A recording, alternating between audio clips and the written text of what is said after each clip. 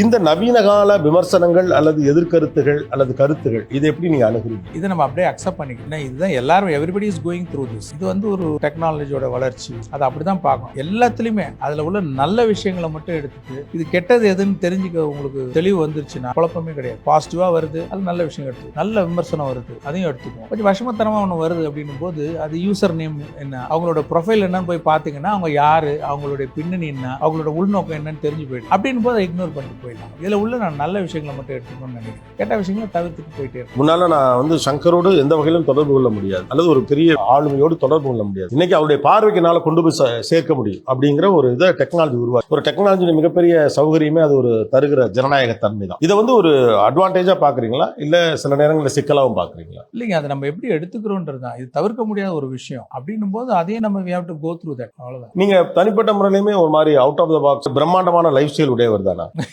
அப்படிலாம் இல்லைங்க. நீங்க என்கிட்ட பேசுறதுல இருந்து எப்படிப்பட்டதுன்னு நீங்க கொஞ்சம் எப்பவுமே சிம்பிளா இருக்கிறவர் தான். நான் இன்னும் அந்த ஒரு நமக்குள்ள அந்த middle class, lower middle class ஒரு ஆள் இருக்கதான் செய்யறான். எப்பவும் நம்ம எங்கேயாவது வெளியூர் போனோம்னா ஒரு எல்லாரும் சாதாரண ஒரு டீ கடையில டீ சாப்பிட்டுட்டு, இன்னும் கேட்டா நடந்து போறது, இது எல்லாமே பண்ணுவோம். லைக் இன்னும் கேட்டா ஹோட்டல்லாம் போனா பெரிய ஸ்டார் ஹோட்டல் போறதை விட அந்த ஊர்ல ரொம்ப வருஷமா ஒரு நல்ல ப்ரிப்பரேஷனோட பண்றாங்க. மோர் தென் த லுக், குவாலிட்டி. அதாவது பழைய ரெசிபியோடலாம் இருக்கக்கூடிய ஃபுட்டு, அந்த கடை கொஞ்சம் சுமாராக தான் இருக்கும். ஒரே ஒரு ரூம் கூட இருக்கும். அங்கேயும் கூட போய் சாப்பிடுவேன். அவ்வளோதான், ஒன்றும் இல்லை. நான் டக்குன்னு டிரைவர் வரலன்னா டூ வீலரில் நம்ம வீட்டில் வேலை செய்கிற பையனோட டூ வீலரில் போய் ஆஃபீஸ் போயிடுவேன். இப்போ கூடவா? ஆமாம் ஆமாம் ஆமாம், போயிடுவேன். அவ்வளோதான். இப்போ தனிப்பட்ட முறையில் நீங்க சாதாரணமா எப்போதும் சிம்பிளா இருக்க மாதிரி அப்படியே அதான் பிடிச்சிருக்கு.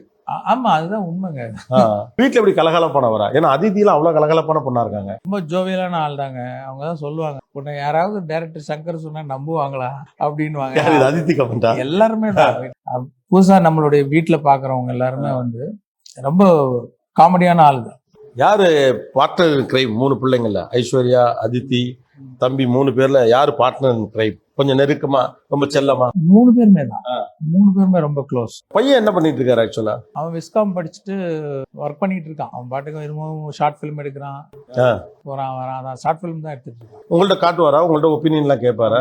காட்டுவான், என்ன தோணுதோ சொல்லுவேன். ரொம்ப ஹாப்பி ஆயிடுவான். அவன் வேற ஒரு டைப். இந்த ஜென்ரேஷன் அவர் திங்கிங்லாம் வேற மாதிரி இருக்கு. ஆனால் நல்லா இருக்கு. நீங்க யாரையும் இது பண்ணுங்கன்னா அப்பலாம் அந்த மாதிரியான ஃபாதர் கிடையாது. ஏன்னா இவங்க 2 பேரும் டாக்டர்ல, அதித்தி ஐஸ்வர்யா 2 பேருமே டாக்டர்ஸ். இவங்க நடிக்க வரேன்னு சொன்னப்ப நீங்க டாக்டருக்கு படிச்சிருக்க, நடிக்க வேண்டாம் இந்த மாதிரி ஒப்பீனியன்ஸ் எதுவும் சொன்னீங்களா? இல்ல, எனக்கும் சரி எங்க ஒய்ஃப்க்கும் சரி பசங்க பேசிக்கா ஒரு எஜுகேஷனல் குவாலிட்டி இருக்கணும். அது ரொம்ப பர்டிகுலரா இருந்தோம் நாங்க. அதை நீ முடிச்சுட்டு நீ என்ன வேணா பண்ணிக்கோ.